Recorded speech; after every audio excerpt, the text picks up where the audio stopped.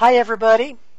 I thought it's the virtual, if not the actual end of week one, so maybe time for a little feedback. I know most of you have gotten off to either a good start or I've given you some feedback that'll help you get a little more straightened out on the path toward completing the course successfully. The assignments, I think, were well done.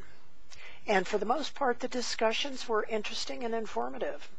But anyone who's struggling, if I can find somebody who is, I do refer them to the Distant Learning Department's best kept home remedy, Michelle Renteria, and she has an amazing way of getting students kind of squared away and back on track, as well as giving them the kind of information and help so they can make the best decisions in terms of their own education. I like to think of the week as kind of a mix of experiences that help get students into a comfort zone with regard to the technology, well, or at least out of the frustration zone. And even though a lot of you have taken many distance learning courses, every term there's somebody or more than one person, maybe several, who are just experiencing distance learning for the first time. So this helps us all to get on the same page with regard to the technology. And also, of course, an initial dipping of the toe into the pool of social problems out there, and you mentioned so many of them, and I've got to think that the textbook author also has a problem picking which problems and what information about which problems to mention, because there are so many. In fact, I think we may be going into some of the ones, or at least talking about them briefly, some of the ones that are not actually mentioned in your textbook. There were many common themes. A lot of you mentioned healthcare, poverty and hunger, war and violence, the economy, inequality, crime, the environment, so many of them, and we'll have a chance to really begin to really dig into them. The education topic is certainly up this week, and boy, there's plenty to say about that, and I'll say more in a minute. We're going to also have a time this term to look into a new learning tool which has been added to Blackboard. It's a Blackboard plugin called Wimba, which makes the Blackboard shell more interactive. There's a link in this week's learning module to some information about Wimba, and I'd like to encourage you to try to use try the setup wizard, which will give you an indication of whether your computer is going to be satisfactory in terms of entering the Wimba classroom. You really only need a working set of speakers on your computer to hear what's going on in the classroom, but if you have a microphone or a webcam, that opens up some more possibilities for interaction, of course.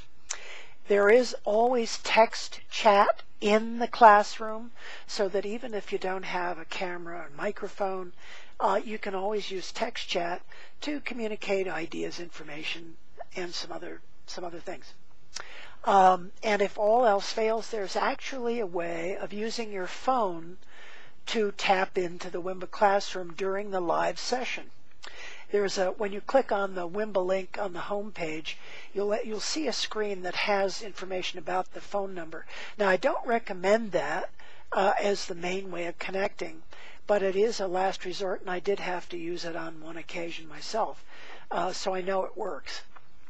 This Wimba experience is worth 10 extra credit points, and believe me, every term I have some student who misses the next highest grade because they're missing a few points, and so I like to give people an extra credit opportunity if I can. So here's a chance for 10 points, and not only that, but I'm also going to be showing some questions that will be on the midterm in the area of education, so it's a session well worth attending if you can. This is not required, but it is recommended, and I really want to see how this tool works with my courses, so please attend if you can.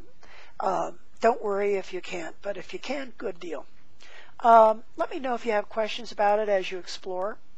As I said, we will be looking this week into education. Some of the facts about education in New Mexico are shocking. And yet the New Mexico legislature, I should say, is meeting right now in Santa Fe, actually probably really meeting. They have lots of committees that talk about these issues, so some committee is almost always meeting. And they're considering further cuts to education. What do you think about education in New Mexico? Do you feel you were well prepared for college? Do you feel in some ways that other responsibilities are cutting into the quality of the education you're getting? In the best of all possible worlds, what would education be like? How come a number of countries can offer totally free education systems up through graduate school, doctor's degrees? Anyway, we'll take a look this week, and I may even have a shocking expose of my own toward the end of the week, maybe even in the WIMBA session. Hey, I know you all have crazy schedules, or a lot of you do, so even though I asked for a schedule in your week one backup plan, it's just because I like people to start thinking in terms of trying to plan ahead rather than just let life hit you in the head. Why don't you take some time to see if you can't at least try to block out some time during the week to work on this course. I love the suggestion from one of you in the easy hard discussion question about having a boss that's going to allow you to use a quiet lunch period to do some studying.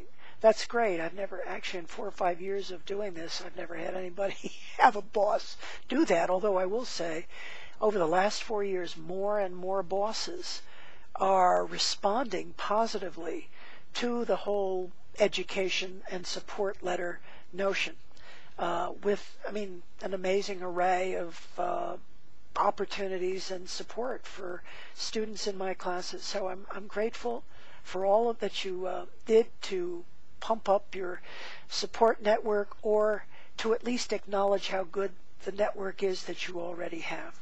Hey, thanks for listening. I appreciate the time you spent watching, and I hope to see you online soon. Take care.